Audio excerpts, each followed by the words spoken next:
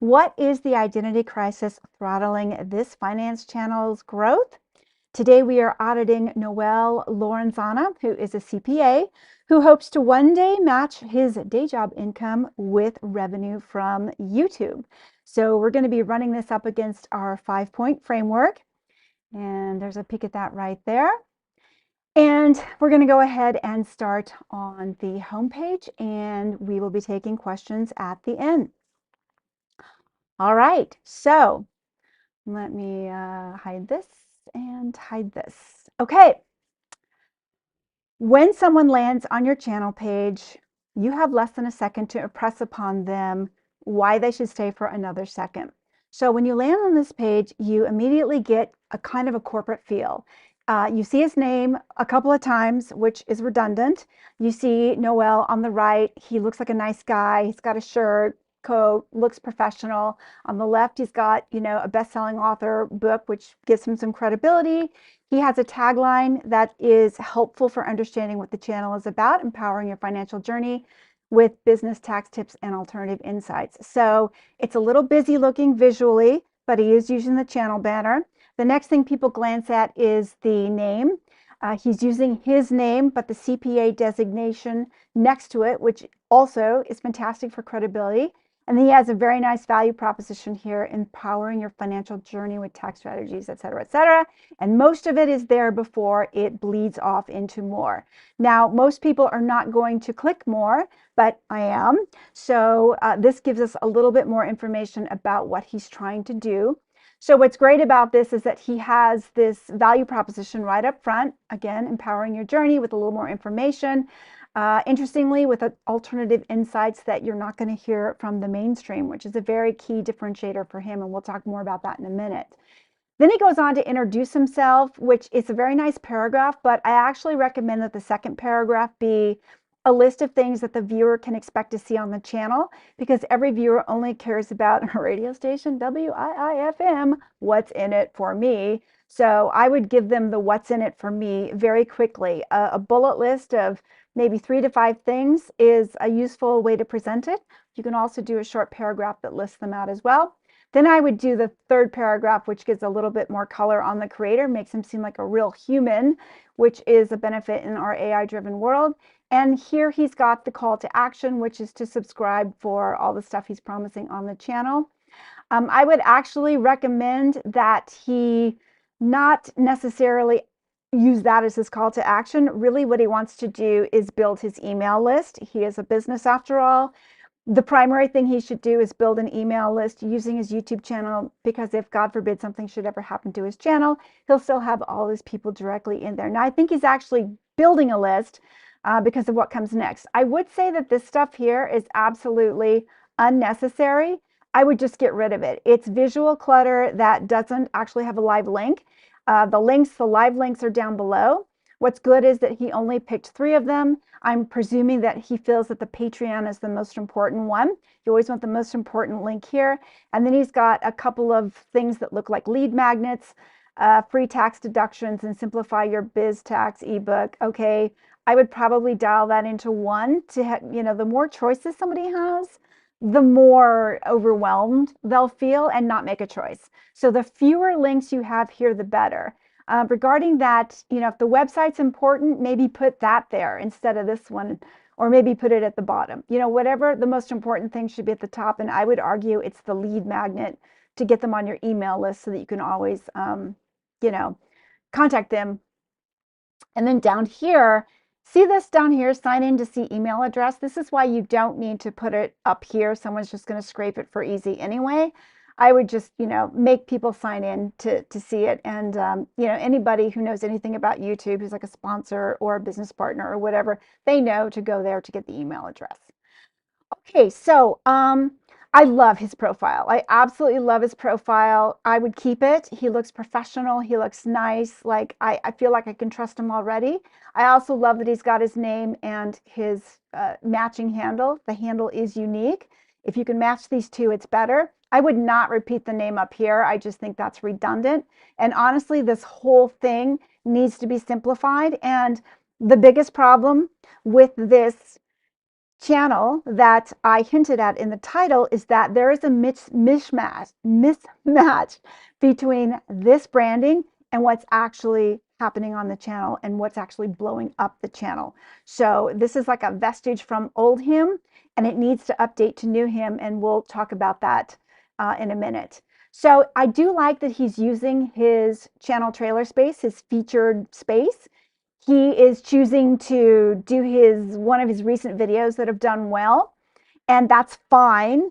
And he's doing it for new and returning viewers, and that's fine. That's a valid choice. I do often recommend that creators do a special 1-minute channel trailer for new viewers so that when they land here, it auto plays and they immediately get kind of a little bit about your backstory. You draw them into why you got started and your hero's journey and what they're going to get from, A, B, C, and D, and subscribe for more. It's a great place to kind of pull someone into your world and make them want to subscribe and follow you.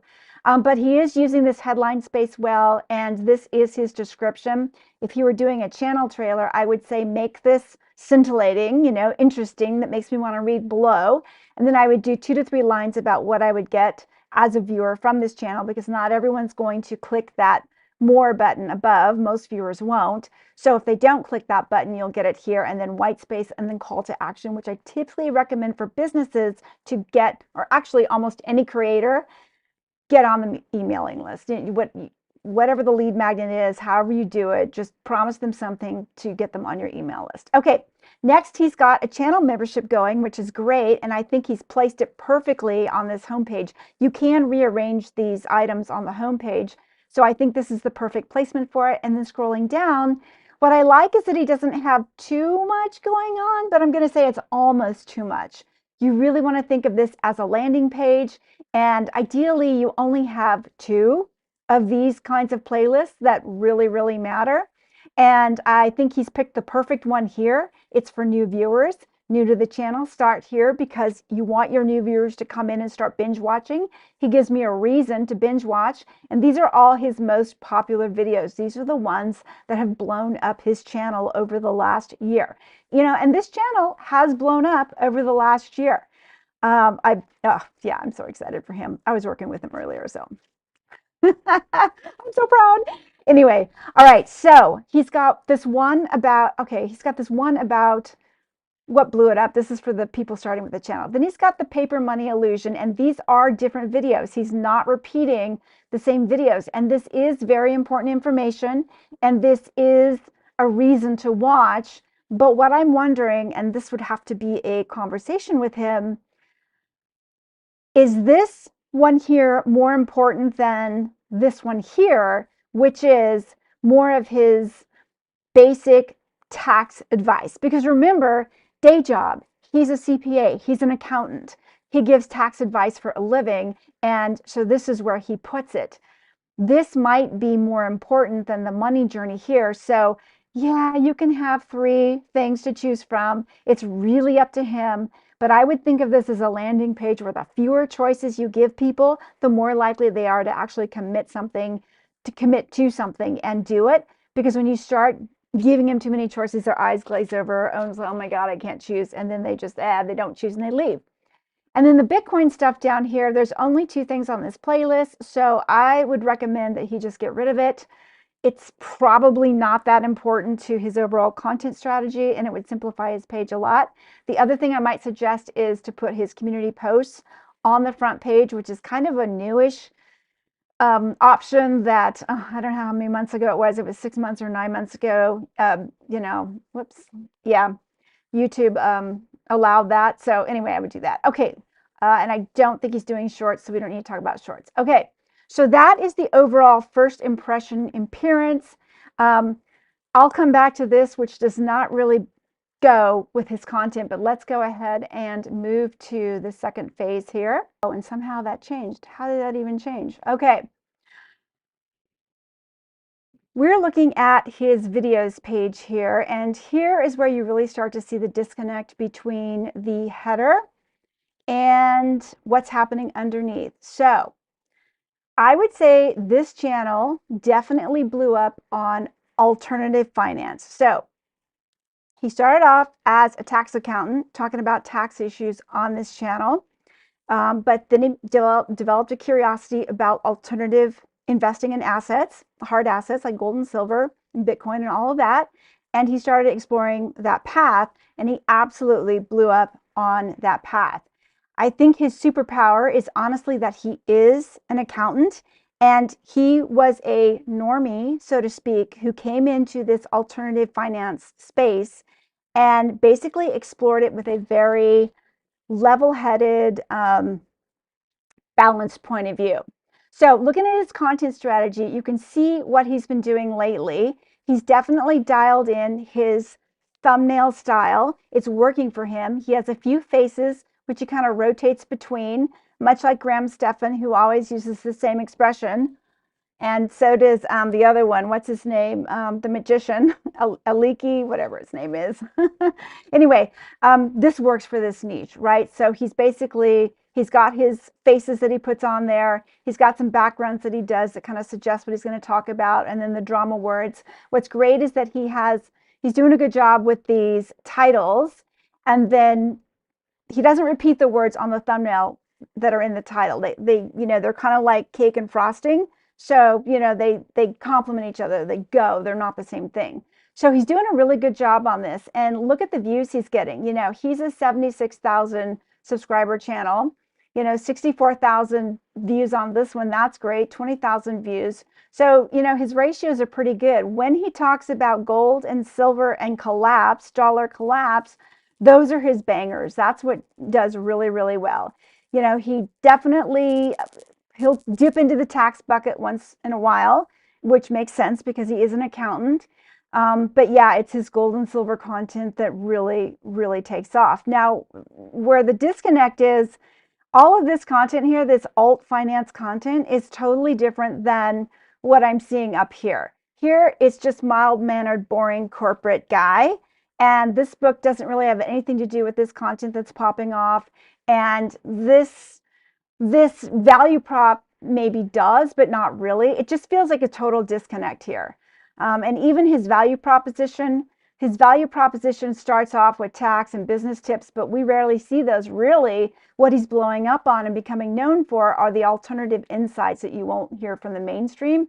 So I would definitely brand this and his about box more around that, so that when a new person drops into his channel and hasn't seen him before, at a glance like that, he's going to know, oh yeah, this is an accountant, a normie, who is talking about gold, silver, Bitcoin, dollar collapse, and all of those things, which gives him an extra air of credibility. Because most people who talk about this stuff, they're pushing their own book, or they have all kinds of different backgrounds or whatever. So I would definitely keep doing what he's doing here, and maybe dip into the gold and silver and dollar collapse a little more often, because those are the things that really, basically throw gas on the fire of growth that he's already got going. Now, I want to go ahead and look at his, let me see if I can change this. Oh, I can change it. Okay, hold on. All right, I'll figure out how this program works. Okay, yeah, presence. We'll get into that in a minute. Okay, I do want to look at this video really quick. So this is one of his most recent videos, and it's a very compelling title. Why would a billionaire put 98% into gold and silver? That's so extreme. And what's interesting is, why would a billionaire put 98% of his wealth into gold and silver? I'm going to play a little bit I here. mean, seriously, not 10%, not 20%, not even 50%. We're talking 98%. Okay, so one thing I need to say about Noel's videos is that overall his video structures are really good. He has good, compelling hooks.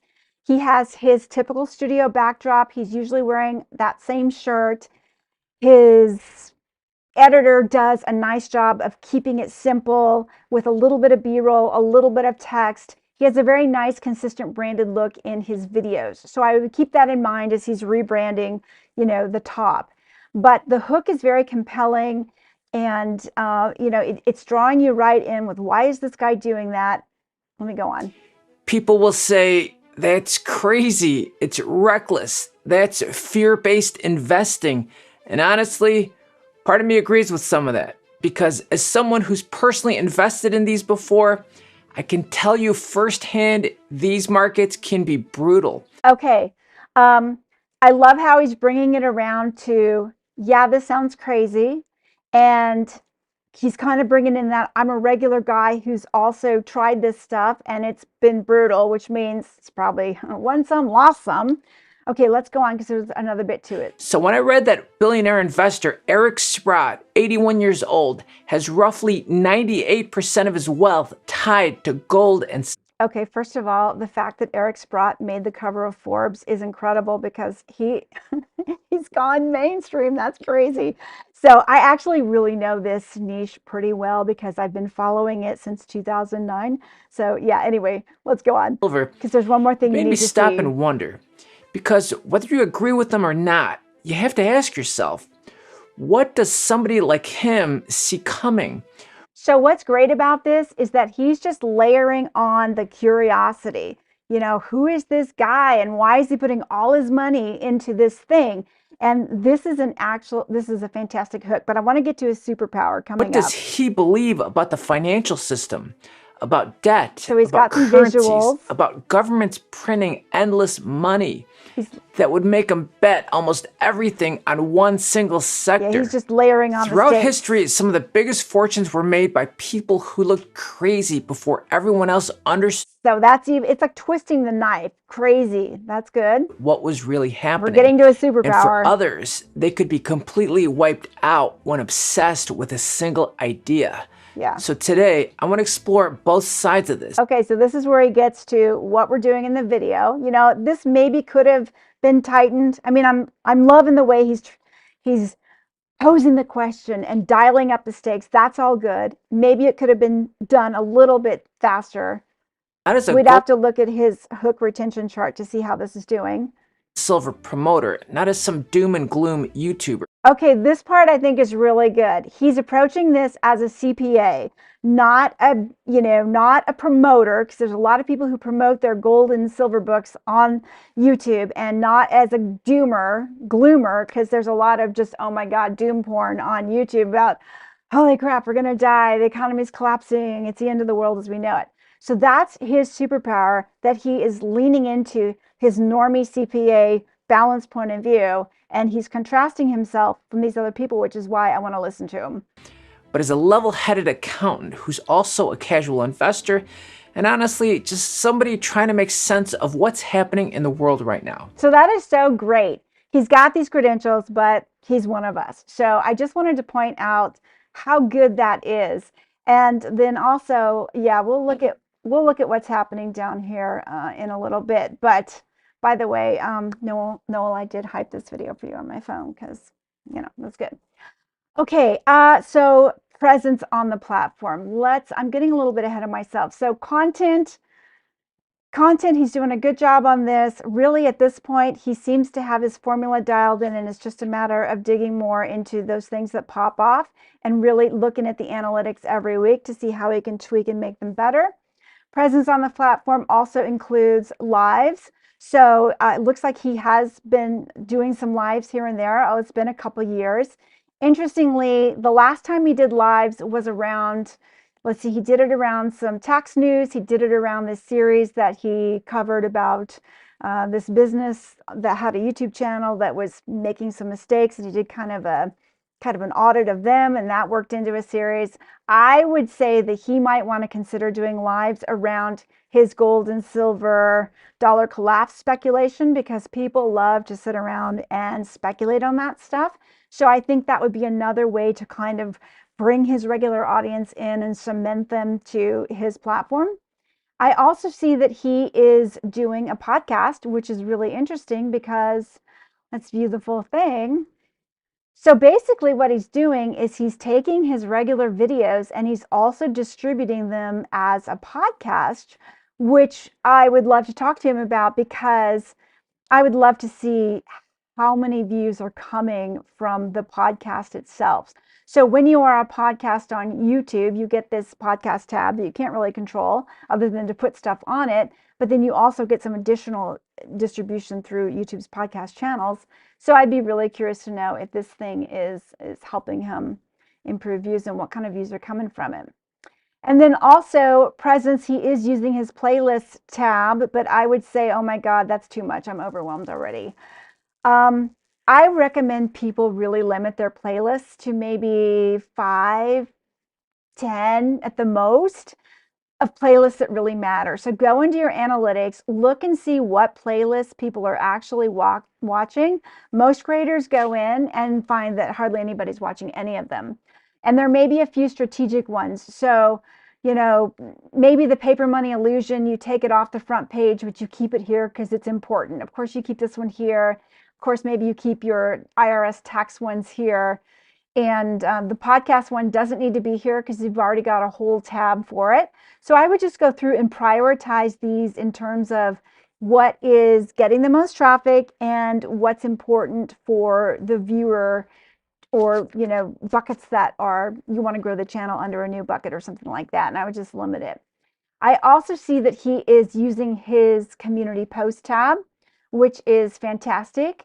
So every once in a while he updates it and it looks like he's got some good interaction with that. He is using polls, which is a fantastic way to interact with your audience, and basically in between uploads, it's just an easy way to interact with your audience and learn more about them. So YouTube analytics will tell you some things about them, but this is the part where you can learn about their psychographics, like, oh yeah, and then people will take the poll because they want to know, you know, is it really going to happen? Let's see what happened there.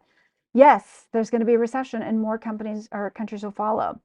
This one was a flashback to his original breakout video, which was about that timepiece audit that he did. And this is an appropriate use as well. It's like 75,000 subscribers. That's freaking awesome. So it's perfectly appropriate to celebrate that. Again, another, you know, another poll that I want to know the answer to. I love it. People will fill out polls all day long just to see what other people said. And yeah, so he's doing a good job here for sure. I did see that he also has the community button that he's using, which is interesting. It's an interesting experiment. It doesn't have a lot going on underneath here, which is kind of interesting for a channel his size, but also doesn't necessarily surprise me because I have worked in the gold and silver industry, and I do know that these guys love to comment, but they don't necessarily like to do Facebook style activities. So, you know, that's something to maybe play around with some more, or maybe his Patreon community is where all of that interaction happens. So presence, he has a good overall presence. He's using the features of YouTube, which is great. Okay, let's see, where are we at now? We are going to talk about competition. That's where we are next. Okay, competition. All right, so looking up gold and silver, this is very interesting. So, you know, there are some big players in this space. You know, this Silver Dragons is a big player. They have 437,000 subscribers. So I would definitely, if I were Noel, I would be watching this channel to see what it is they're doing, what's popping off for them. And Noel doesn't have to copy everything. I'm not saying that, but it is good for inspiration. Sometimes something happens and it's something you have your own take on and you can react to it. So definitely I would keep an eye on him.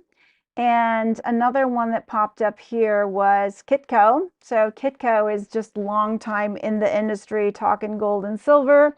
They have 770,000 subscribers, which means there is a large TAM for this topic, total addressable market. So what I'm saying is that Noel could get 10 times bigger because the market can take it.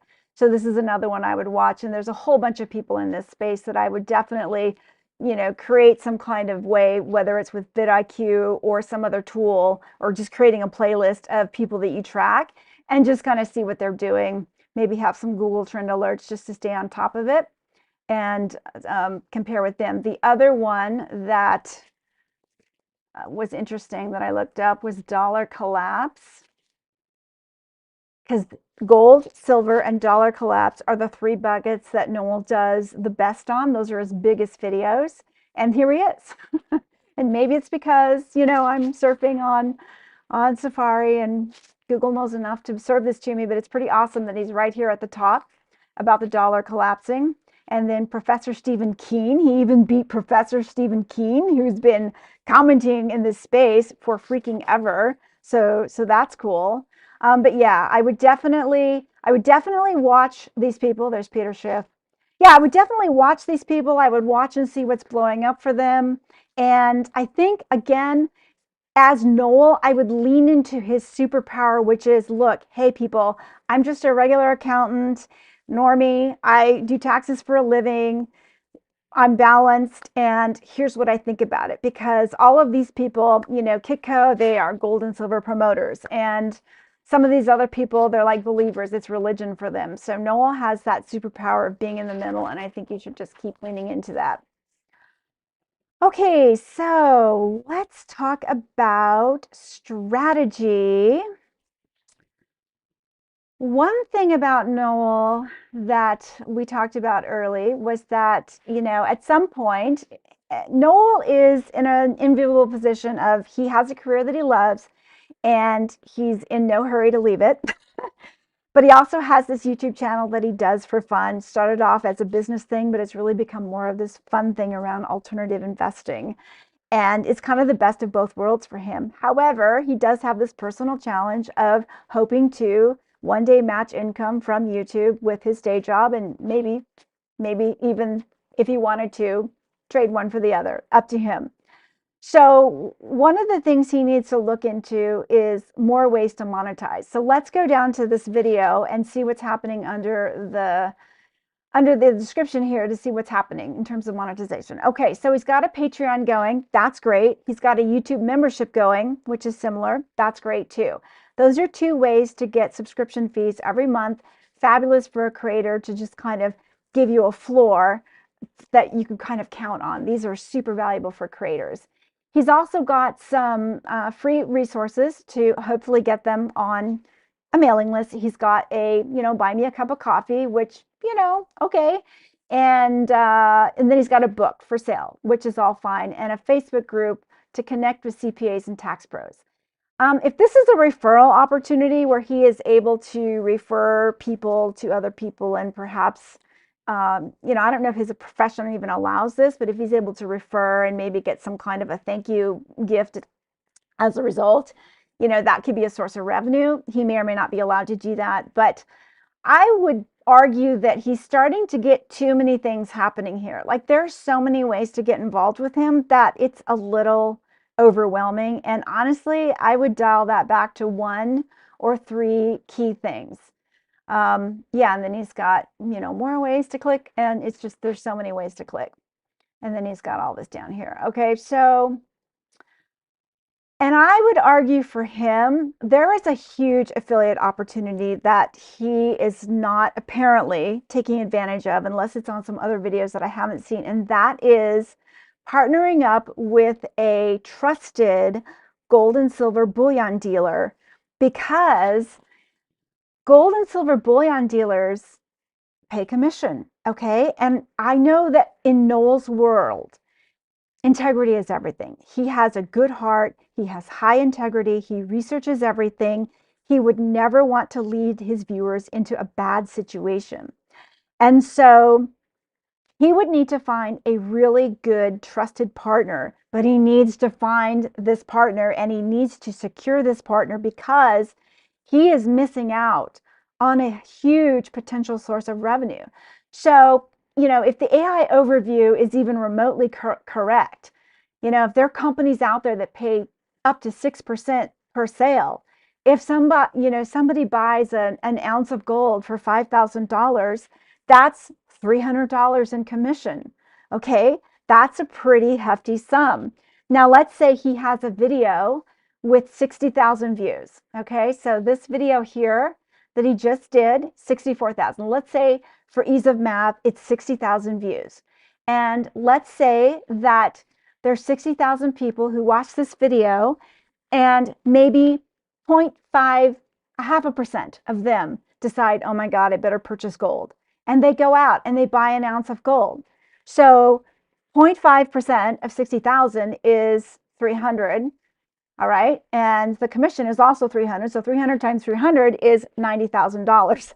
Okay. That's a lot of money. That's a lot of money. Now, maybe I'm being overly optimistic. Maybe 0.5% of people buying gold off a video is way too, way too optimistic. And maybe they're just not paying 6%. Maybe they pay 3%. But even if it's 0.5% paying 3%, it's like $45,000 in commissions. More likely they would buy silver and the number would be lower. But I'm just saying there is a tremendous opportunity here for Noel to partner up with somebody really trustworthy, because he's got videos here. Let's see what's the most popular. He's got videos here that, you know, The Great Taking is his most popular video. And this is all about how electronic paper assets will be seized, which means gold and silver are a hedge against that. 1.2 million views. If he had a partner in place for that, he could have made quite a bit on commissions there. Same thing for this one. This is such a great video. If every nation is in debt, who's it owed to? What a great question. 730,000 views. The more of these kind of questions you can answer, the better. This would have been another good one for the gold and silver sales as well. So I think that is the biggest thing that he is missing in terms of a revenue strategy that could really make a difference in his income here. But overall, Noel is doing incredibly well. He just needs to kind of fix this branding and make it more simple at a glance. It's just him over here is great. Simplify this to 5 or 6 words. Get rid of the name redundancy. Probably get rid of this because he doesn't even talk about that anymore. The book, I'm not sure if the book actually is relevant to what he talks about. But hey, if he ever did a book about investing in gold and silver, that would be way more relevant. But something over here that at a glance tells me what this is about, which is this is about, it's gold and silver and dollar collapse and also tax strategies in all of that, because he is, after all, a CPA in all of it. So, and I didn't advance this. So yeah, it's good to see him growing. I would definitely do that branding. I would definitely really look into doing that affiliate partnership. And I would keep leaning into the community that he's leaning into and doing those polls maybe more frequently in between posts. And I would definitely keep looking at, what's popping off. How are the impressions? Is YouTube giving you more or less impressions? How are those first 30 seconds? Are the hooks working? How's the CTA? Are they clicking? Are they staying through? And are you pitching to the next video? How many people are clicking those in screens? And I would just keep cranking along.